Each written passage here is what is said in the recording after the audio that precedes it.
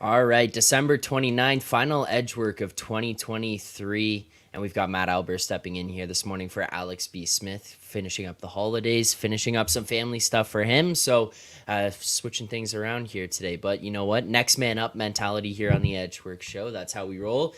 We'll continue to give out some picks, break down games here for today. But before we get into any of that, I want to remind people that today's show, as always, is sponsored by BetStamp. The easiest way to improve as a sports bettor is by using multiple sports books and always getting the best odds.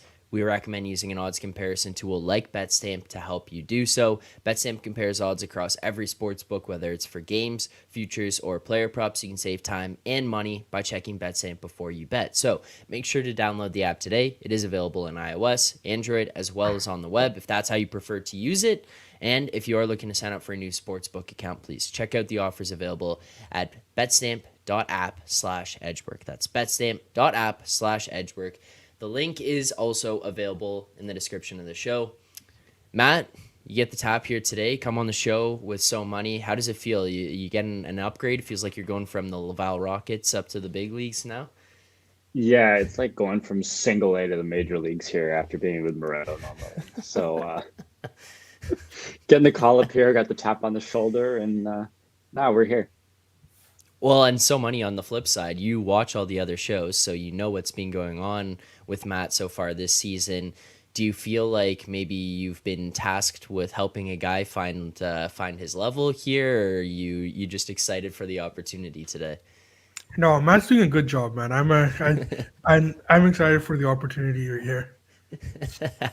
Yes, he is. I was just kidding, obviously, but He's heard yeah, me we have talk about plenty the of games Canucks ahead. enough, and he doesn't want to jinx it the other way. So Well, he heard me talk about the Canucks the other day, and then I got called out for it yesterday on the show, Matt. So don't worry, there was enough there for us to have to dig into about the '07, '08 Red Wings, and it actually got flipped on you. So it's actually pretty good that you're here today because by points percentage, so money, if I'm right, it's actually the Rangers who are in first. So if you want to go back and forth on that one, yeah, then yeah, you could decide who's actually in first place at this point in time.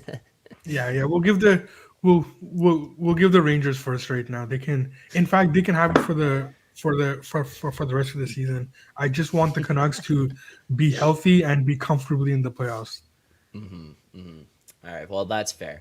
If you are watching the show here today, please make sure to hit that like button, subscribe here to the channel. We're getting closer and closer to 2,000 subscribers. Over the last little while, we've taken a rapid increase. And I mean, look, we're giving out winners here on the show so far. 152, 145, and 3 is our record on the season.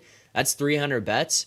But we got a 7% ROI right now. So that's about all the way through 2023 as we wrap up this year and head into 2024, a 7% ROI, just continuing to build off of what we did last year, having an incredible season last year. So continue to hit that like button, subscribe, show support on the channel because we are helping people find at least good bets here on this show, on the Edgework show, daily Monday through Friday, 10:30 a.m. Eastern time. So like and subscribe to the channel.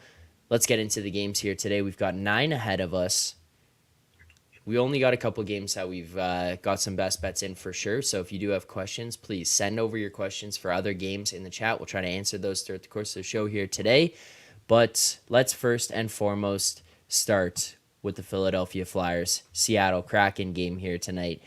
The Kraken hosting the Flyers, and you see Seattle minus 128 here. The Flyers plus 118. A total sitting at 6 right now. Matt, how is it that you're approaching this game tonight? yeah. So I played the under a little bit ago. I played under six minus 105. I don't think that's any surprise if you listen to these shows. We talk about Seattle, very low event team, plays a lot of low event games. Flyers, kind of the same thing. And tonight for the Flyers, like they played Sam Ersson last night, I'm expecting Carter Hart tonight. Um, so I think you're kind of getting him in there. I just think this price is a little bit too high. I was thinking more the range of six under minus 120 is where this would be. Um, yeah, two teams that play low event didn't really work the other night, but going back to the well here tonight.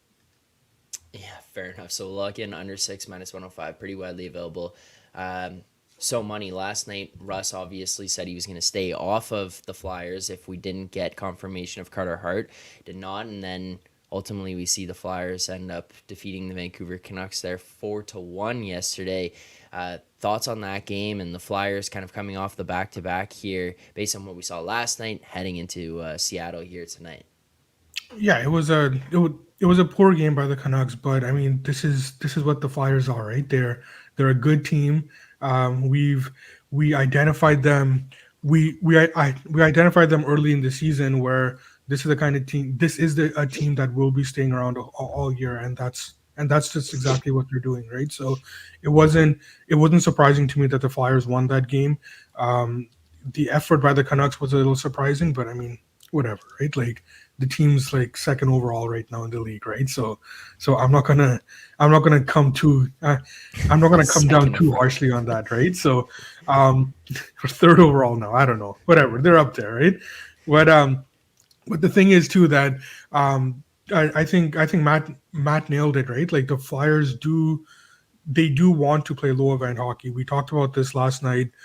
We did have the under where that Detroit game that was an outlier result. That's not the way that this team plays, right? And and with this game against Seattle as well, like we've talked about this with Seattle too, right? They don't generate much, and they are, as the season has progressed, started showing signs of getting better defensively too. So I do agree with this with his under look. I'm gonna join him as well too. I think I'll be on this under in here just a little bit there. Oh boy. All right. There you go. Start off the show with a double best bet on the under six minus 105 here in the Seattle Philadelphia game. We'll lock that in. Again, we will recap all the picks at the very end here of the show. And if you do have questions for other games, please send them in as we continue to go through the rest of the games here on the slate today. Let's now head over to game. Disgusting game. The Anaheim Ducks hosting the Arizona Coyotes. The Ducks plus 118. You see the Coyotes right now minus 130 and a total currently sitting at 6. So, Money, what do you make of this total in this game right now and the fact that it feels like this line is kind of a little bit closer than maybe I would have thought it would have been at this point?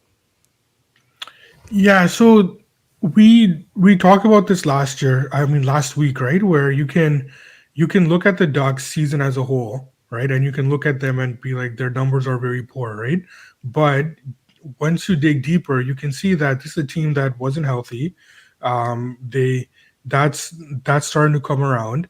I am seeing signs of them. They're play improving, right? So like there is room here for the Ducks to improve, and like that's the edge right now over the market, right? Coyotes, we love the Coyotes. We've loved them all year, right? But we're also in a situation now where should this team be demanding this price on the road, right? Right. Against against a Ducks team who I feel that that there is a market advantage on, right? So I am on the Ducks. I've got them down to plus 108. Um, so yeah, I'm on the Ducks. I just think that the market right now is not capturing the room for improvement that the Ducks do have, and their season long numbers is what is holding this team down right now. And I don't think that as of this moment right now, we should be looking at the Ducks on a season long basis. Yeah, fair enough. We'll lock in the plus 118 there on the Ducks. That is best price available. It is available at Pinnacle there. Matt, where do you come in on this game right now? Yeah, I agree fully. When it comes to the Ducks, right? Like, kind of look at what they were doing in late October, early November when all these guys were healthy, and then all of a sudden they lose Zegras, they lose McTavish. Like Drysdale never played. Like Zegras was out a little while. They lost Gibson for a little bit there. Like those four are all back. Like Zegras, McTavish, Gibson, Drysdale, they're all back. Obviously they lose Carlson, but like so many said, like you do see signs of life. Like they kind of took it to Vegas the other night. Like they've even looked kind of decent in some of their other games, even though they weren't getting the results. So yeah, I don't think if you're looking at season long numbers for the Ducks, that paints an accurate picture of what they are right now at all. I think you almost kind of have to like look at different segments of their season so far. And if you look at what they were kind of in that run when everyone was healthy, like they were close to a league average team in a lot of ways. So I think I don't think they're going to be league average the rest of the year, but I certainly think that they're not this bottom feeding team that they were the back half of November, especially. So I think, yeah, like you said, you're getting plus money at home against Arizona. I can't get to that price. So I also played the Ducks here. All right, consensus on the Ducks as well. Back-to-back consensus picks. This is either going to go really well for us or really poorly based on the way that this show trends when we get these consensus picks. It actually worked out pretty well the other night. So, yeah, I'm thinking it's going to go well. Well, positive vibes closing out 2023. Quick question here for you guys as well. 20MC20 asked, this is in relation to the Seattle Philly game. Is under 6 minus 105 better than the under 6.5 minus 135? There would be math that would go involved in this, but I'm sure you guys would also have numbers to accompany this as well. Would you be able to speak to that a little bit there, somebody? Yeah, 6 minus 105 is better.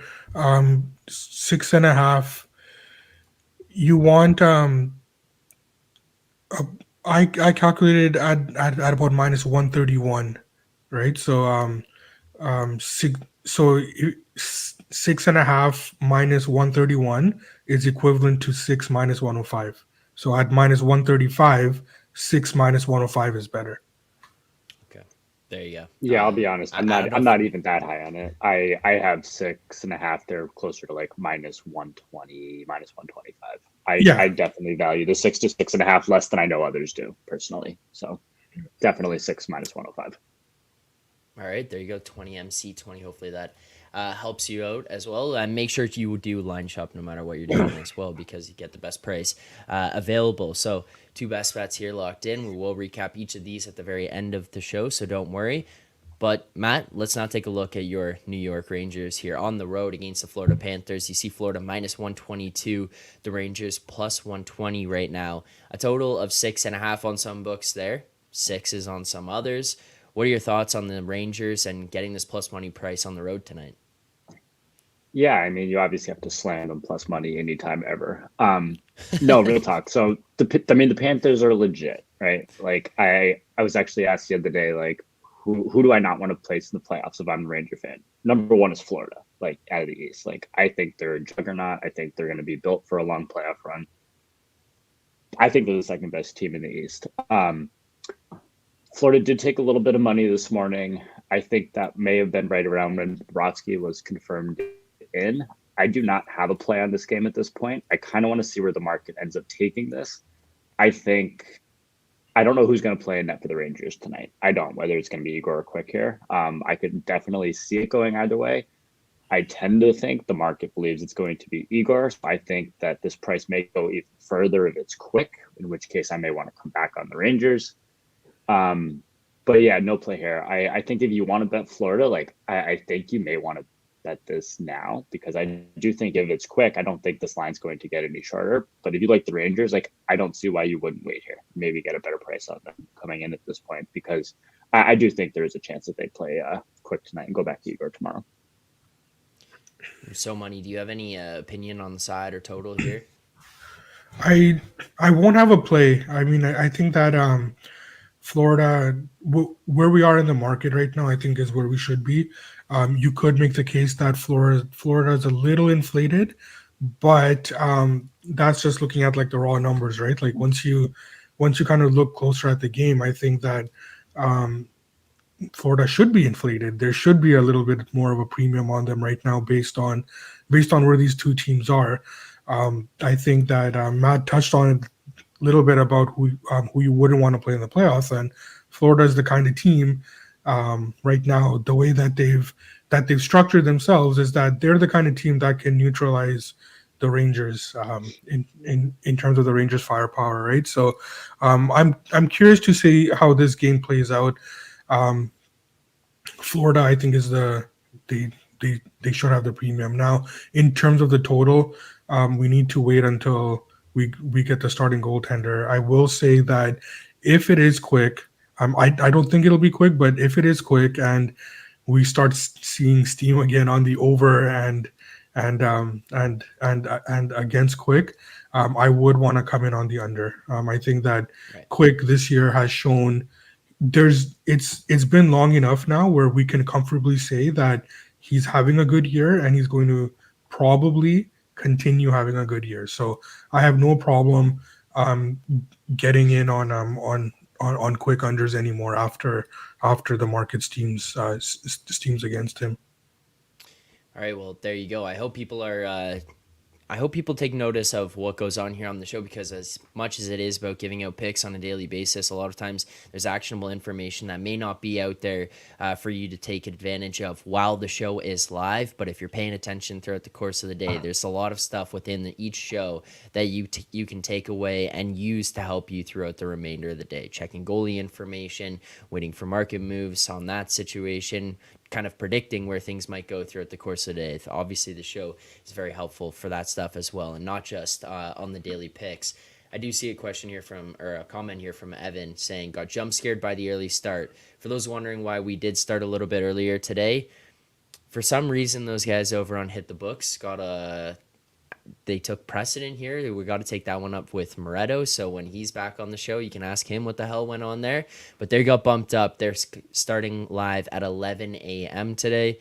I'm producing that one there as well. And to avoid scheduling conflicts for everybody and content running across other content, we had to push Edgework up a little bit earlier today. So Hit the Books will be coming up live after this here as well over on the Hit the Books channel, leading into the college football games today and kind of giving some breakdowns and previews of the games coming up this weekend. Maybe we'll get some Joey props here today as well. But a couple more games that I kind of wanted to ask you guys about for tonight's NHL games.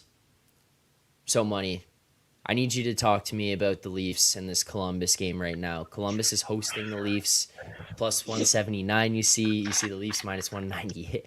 Minus 198. We're go out to 200. You see some 210s, 215s on some of these books. A total of 7 right now. I mean, a couple of weeks ago, you see Columbus takes that 5-0 lead. They blow it in the third, but then they win in overtime. Then the Leafs kind of take it to Columbus on the Saturday night game there.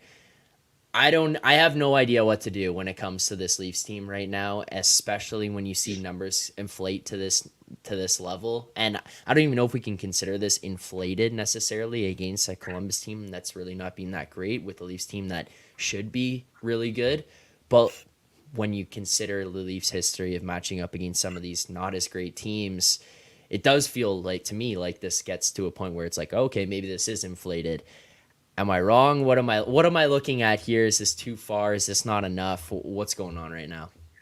Well, if you have no idea on what to do with the Leafs game, like I don't know what anyone else would either, right? Like, and why do these teams play each other every night, right? Like this is like yeah, I know. It's like the 5th time in like the last like 10 games or something, right? No, but yeah, I think that yes, the Leafs are inflated. But at the same time, I don't know what Columbus is, right? Like they're a team that that 4-1 loss against the Leafs. I don't think Columbus even played that poorly, right? Like based on who Columbus is, they did play above their expectation. But if you're betting on Columbus right now, you're expecting them to come up with a similar or better performance than they had on Saturday. And this is a team that hasn't been able to do that consistently all season. And now you're expecting them to do that on back-to-back games, right? And then, so that's tough for me to get behind, even though the raw numbers here do show an edge on Columbus, because the Leafs are always inflated against these kind of teams, and they always tend to either blow them out or somehow find a way to make it a game, sometimes lose the game, right? So in this situation, I'm going to stay away. I did bet that over on Saturday in that 4-1 loss. And in hindsight, I don't think it was a very strong play. I think that for some reason, both teams didn't want to play that way. So that's another reason why I'll just be sitting out. I mean, like you're right in terms of like, we don't know what to expect from the Leafs. I don't know what to expect from Columbus. That there's just no reason for me to get involved here. Yeah, it's just a confusing one to look at in terms of like you just never know what you're going to get out of this team. You're going to get it's Jekyll and Hyde. It is truly what's goes on with this Yeah. Leafs team. And Matt, I mean, obviously these numbers are going to be baked in. Like this is priced. We've had this information for a while, but you've got a Samsonov start here for Toronto tonight.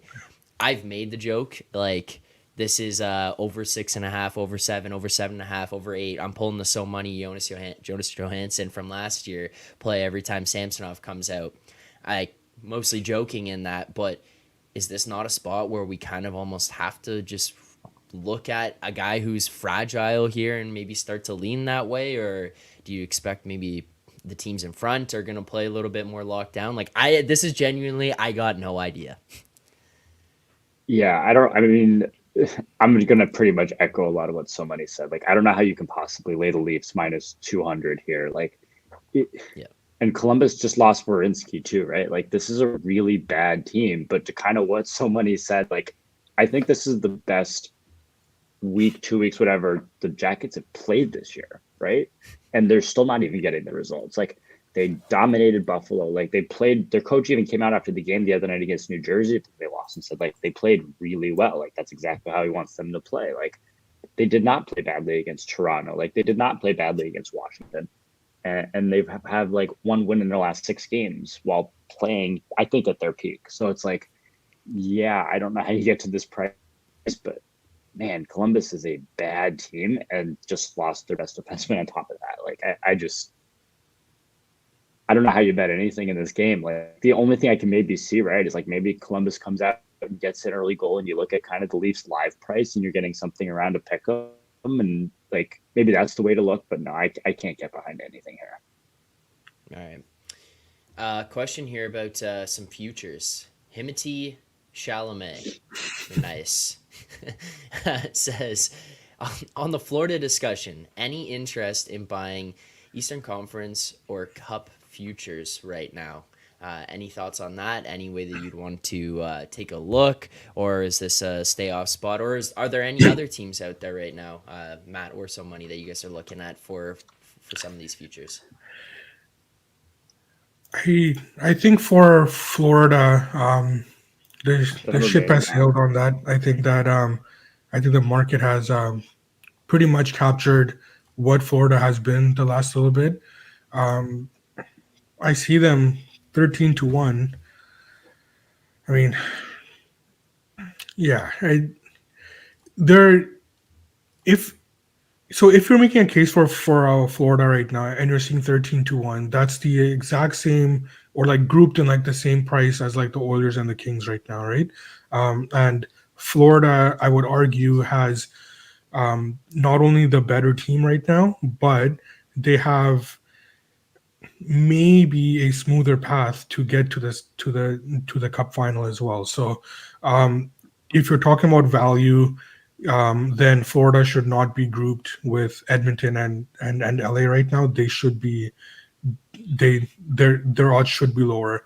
However, 13-1 at this point in the season, you need something substantial that you feel that the market is not picking up on, right? So like whether there's a trade or something that is really going to bolster the team's chances right now. I don't see that coming in with Florida right now, besides the fact that they are a juggernaut, right? So 13-1 is tough for me to get to get on. I certainly don't think that it's a terrible bet. I would just need something a little bit better than that. Makes sense.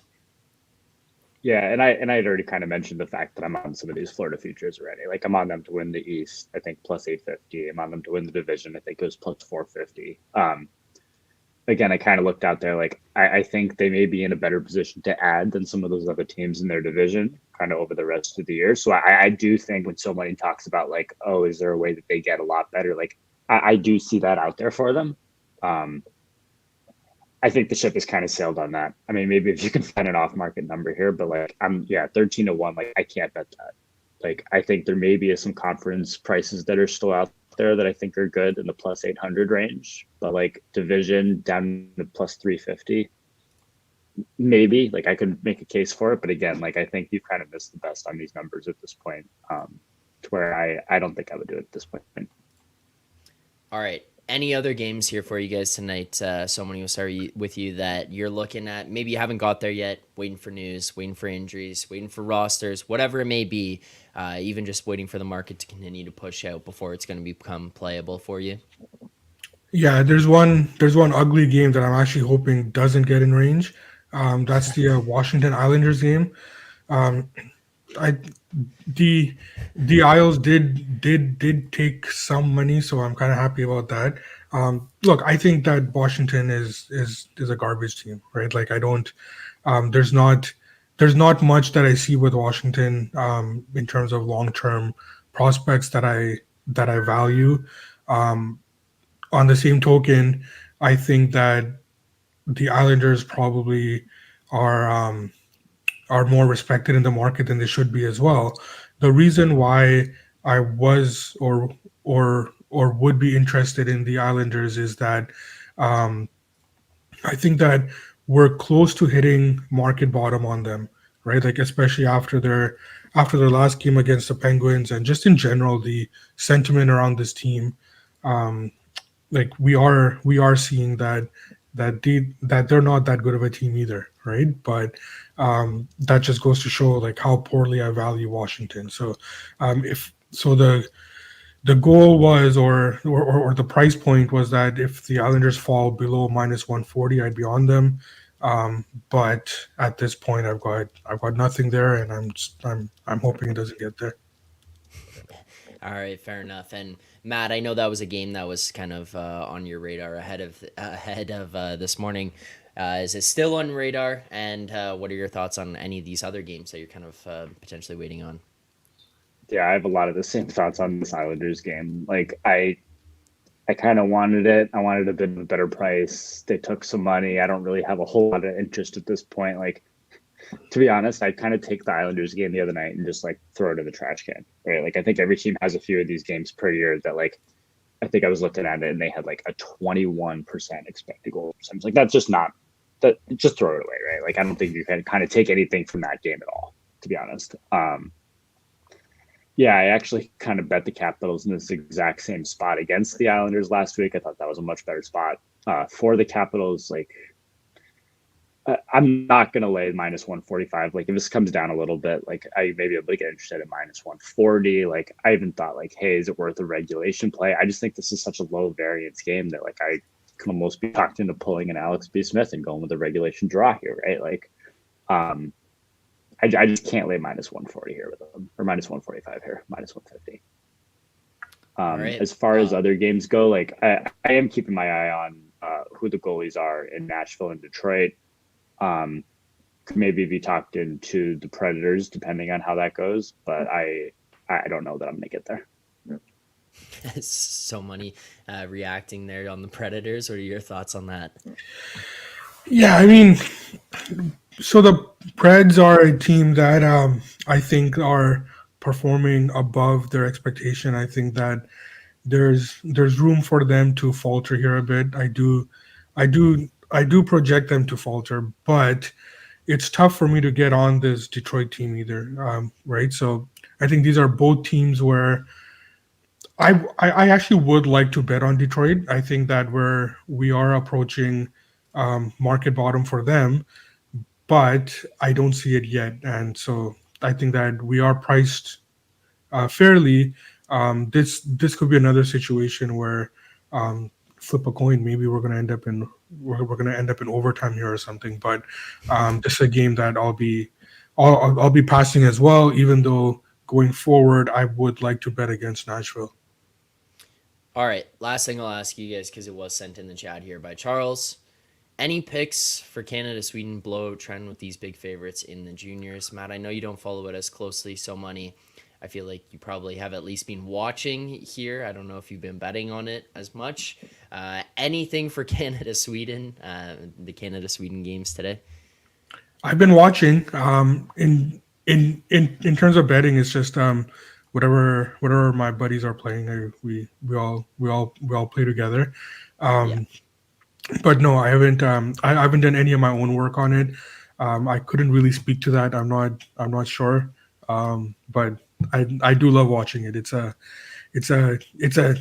it's a nostalgia thing for me, and it's a fun tournament. I love watching it, but I'm not doing any of my That's own a work good way on to it. put it.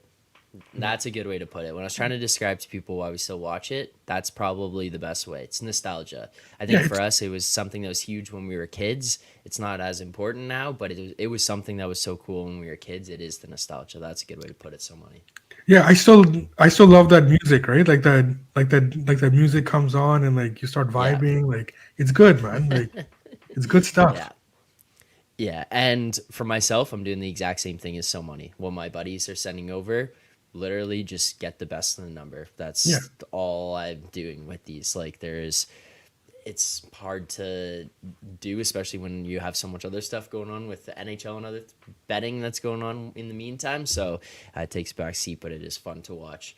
That'll do it for today's show. In terms of the best bets that we've got here, we'll quickly recap those here. We only have the two that we gave out, but those would be the Anaheim Ducks money line plus 118 there against the Coyotes. And then finally the Flyers Kraken under 6 minus 105. So two best bets for today's show.